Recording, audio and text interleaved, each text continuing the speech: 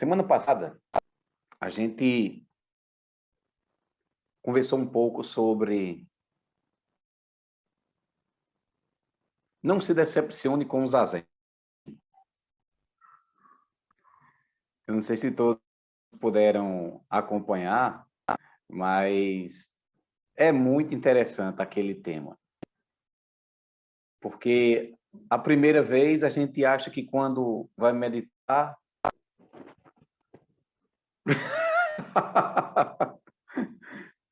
Tem uma praticante aí que diz que assistiu 3 vezes, tá vendo aí? A gente pensa logo que, sei lá, talvez eu até me ilumine nesse primeiro zazen, aí depois a gente começa a ver que tem algumas dificuldades. E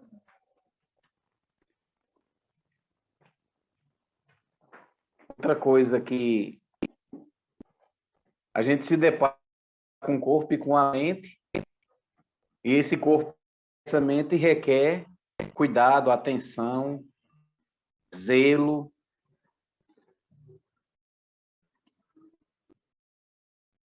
E quando a gente se predispõe a praticar um caminho, a gente passa, de certa forma, a ser aquele caminho. A gente passa a se beneficiar daquela prática. A gente passa a se beneficiar desse caminho. Por isso que é importante a gente caminhar nas pegadas dos antigos. Aliás, esse caminhar nas pegadas dos antigos até lembra esse livro aqui, Thich Nhat Hanh, Seguindo as Pegadas do Buda, ou Velho Caminho, Nuvens Brancas, Seguindo as Pegadas do Buda. Então, assim, se a gente realmente deseja praticar, se a gente realmente pratica, é importante que a gente possa observar os exemplos dos mais antigos. A gente possa observar os exemplos dos ancestrais. Tem uma frase de um físico, infelizmente não me lembro o nome, que ele diz assim: vi longe porque subi em ombros de gigantes. Então, é importante a gente conhecer um pouco Newton. Newton, obrigado, Sozenha, obrigado, Romeu-san. É importante que a gente possa ver as histórias desses ancestrais. É importante que a gente perceba as dificuldades que eles passaram. É importante que a gente também perceba quais foram as conquistas que eles tiveram. Há um ancestral chinês, que é o 33º desde Shakyamuni Buda, ou o 6º ancestral chinês, chamado Huineng. Huineng, ele caminhou por mais de 30 dias, viajou por mais de 30 dias para encontrar o seu mestre. E quando ele chegou lá, o mestre disse: quem é você? De onde você é? O que deseja? Aí Huineng se apresentou e disse que era do sul da China. O mestre dele disse: ah, mas você é um bárbaro? E Huineng, natural e sabiamente, ele respondeu: existe norte e sul, mas não existe norte e sul, não existe diferença quando se fala da natureza Buda. Porque todos têm a natureza Buda. Existe norte e sul, portanto, quando se fala da localização geográfica, mas quando se fala de seres, não existe esse negócio dessa diferença. Então, é importante que a gente observe as conquistas que os antigos trouxeram, as dificuldades, as contribuições daqueles que vieram antes da gente. Porque quando a gente decide praticar, é importante a gente saber não só quais são os benefícios, mas também saber quais são as dificuldades que a gente vai encontrar pelo caminho. Que foi isso que a gente conversou muito a semana passada. A gente descobre logo que tem um corpo e uma mente que dão trabalho. E se a gente começar a teorizar muito, a diferença vai ficar maior do que entre o céu e a terra. O zazen é tão simples que ele não precisa de teoria. Você precisa apenas sentar-se. Fique com você um pouco. Com seu corpo, com sua mente, com seus pensamentos, com suas emoções.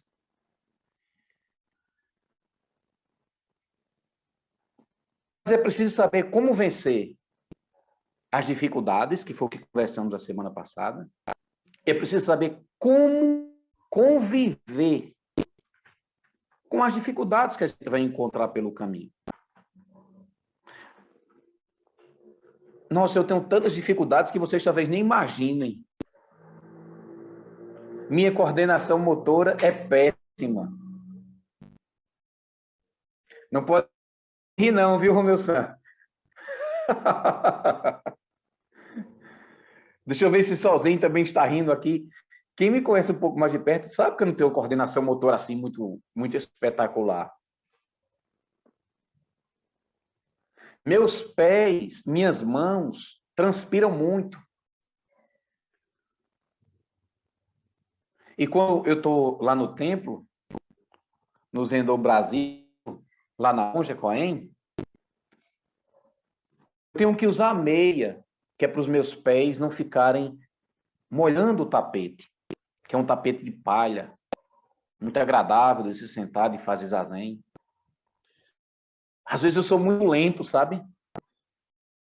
Mas eu não desisto por isso, não. Mas eu não desisto. Então a gente tem que compreender que nessa caminhada nós vamos ter dificuldades e que a gente precisa acolher as dificuldades sem brigar com elas.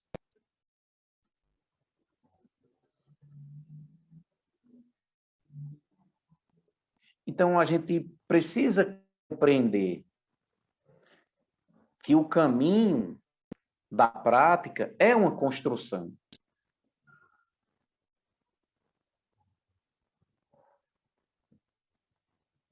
Às vezes nós somos muito brutos. Senta aí, acabou essa história. Não, senta aí e observa. Então, o caminho, a prática, a gente constrói. O caminho é uma convivência. A gente convive com o caminho, a gente convive com o caminho e com nós mesmos nesse caminho. Por isso que é importante praticar com atenção e com cuidado. Sabe, pessoal? É preciso cultivar a prática.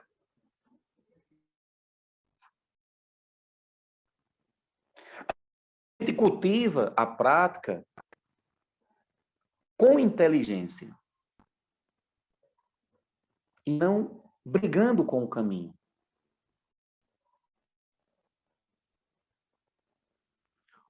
É isso que o Zazen diz, é isso que o Zazen faz. Sente-se aqui, respire um pouco, fique um pouco consigo mesmo, procure seu estado natural. Pessoal, tem nada mais natural do que sentar-se.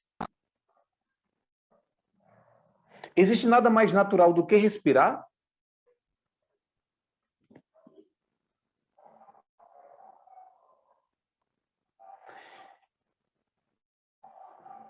Eu aprendi que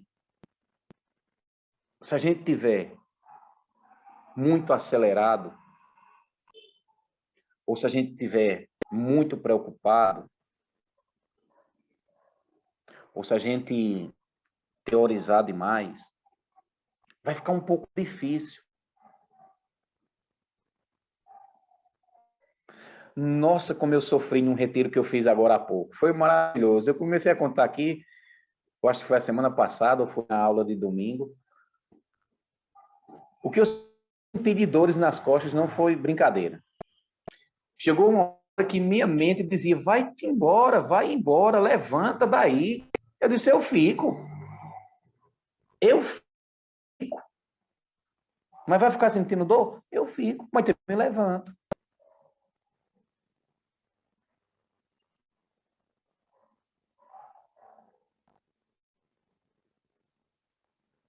Na verdade, pessoal, e eu me incluo nisso que eu vou dizer agora, nós estamos à porta.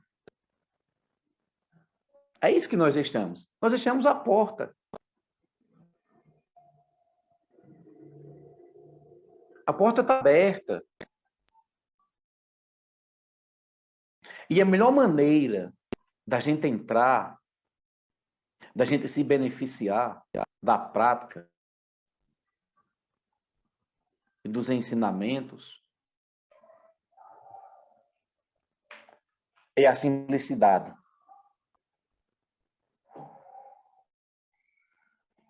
A simplicidade é a forma, é uma das formas que a gente vai desatar vários nós que a gente criou. A melhor maneira de entrar, portanto, naquela sala reservada que eu falei, sábado passado, é simplicidade, é atenção, é cuidado, é zelo.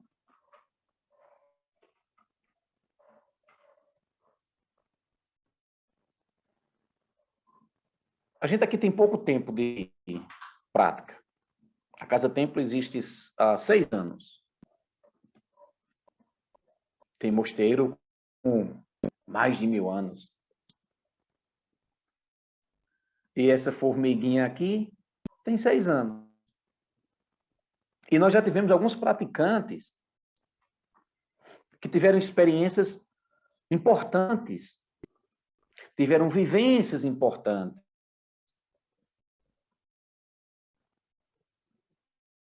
Porém, por algum motivo, ou por alguns motivos, não foram além.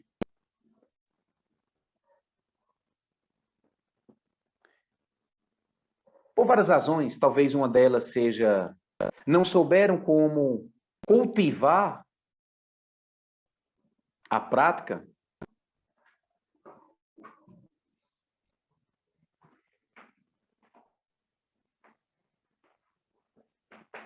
Cultivar, pessoal, significa desejar.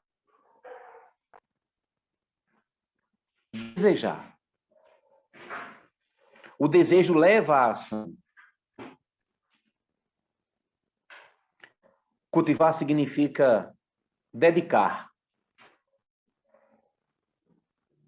E para fazer isso de forma inteligente, a gente precisa conhecer as nossas próprias tendências, as nossas próprias dificuldades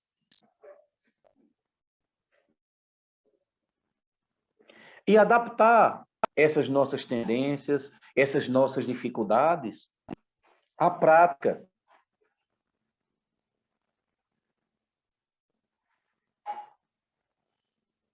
Então, cultivar significa valorizar. Valorize sua prática. Sabe, esses 5 minutinhos que você de repente pode ter por dia, esses 5 minutos são extraordinários. Pode acreditar nisso. Mas não acredite porque eu estou dizendo quem sou eu na história. Mas acredite porque você pode fazer e perceber os próprios benefícios. A nossa mente ela é muito sagaz. A gente faz coisas que a gente não percebe, muitas vezes.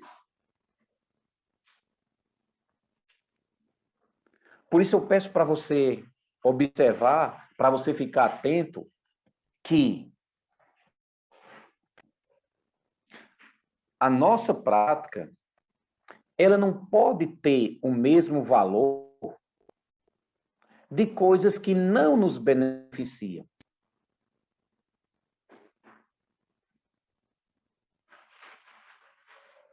É óbvio.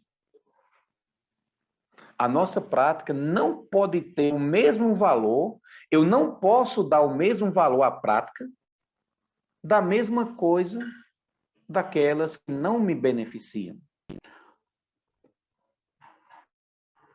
Como eu estava dizendo, a gente faz isso muitas vezes sem perceber. Não é só um zazen, é a prática que permite que a gente entre em contato profundo com nós mesmos.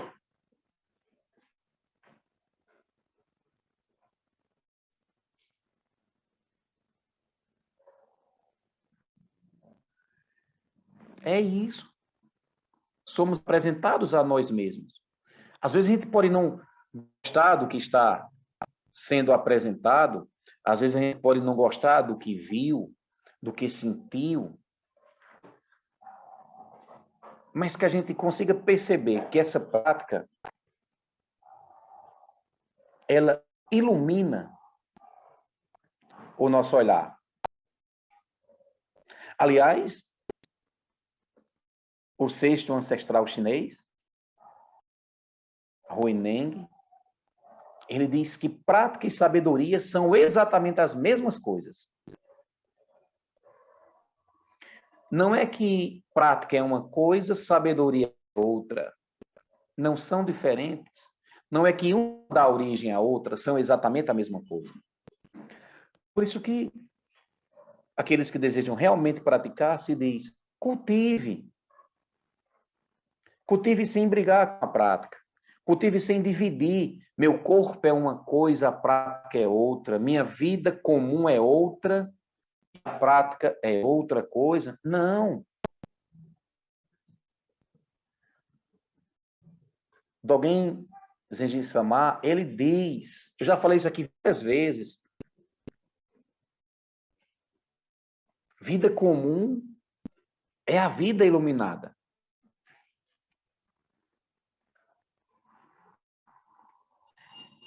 É como eu vou vivenciando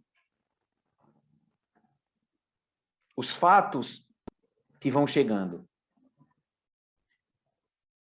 Não é reagir ao que chega, mas é, muitas vezes, redirecionar aquilo que chega.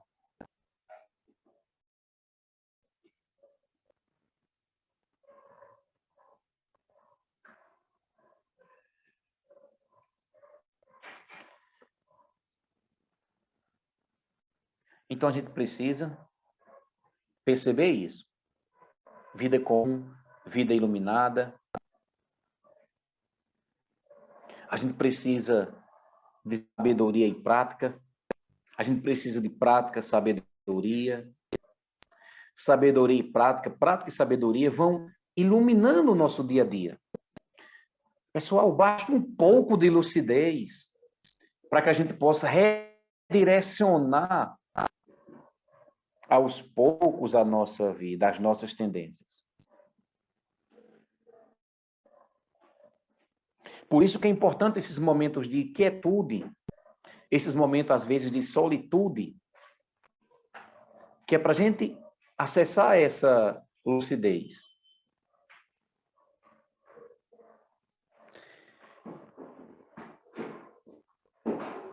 Então, a gente cultiva a prática primeiro em nós mesmos. Isso é muito importante que a gente perceba. A gente cultiva a prática em nós mesmos.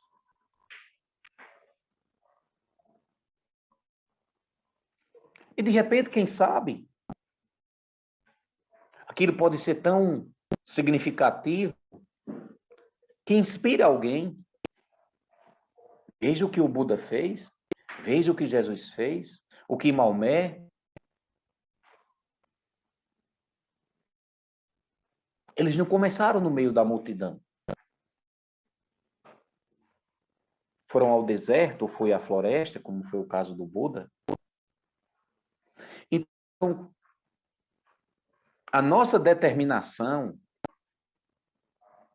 junto com a nossa inteligência, com a nossa intuição, tudo isso vão abrir brechas.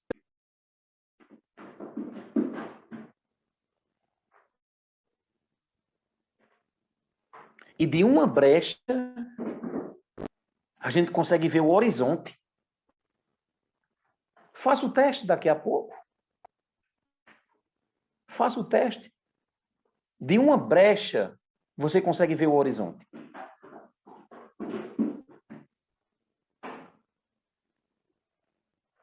Uma brecha, quando a gente encontra no nosso corre-corre, essa brecha vai virar um horizonte.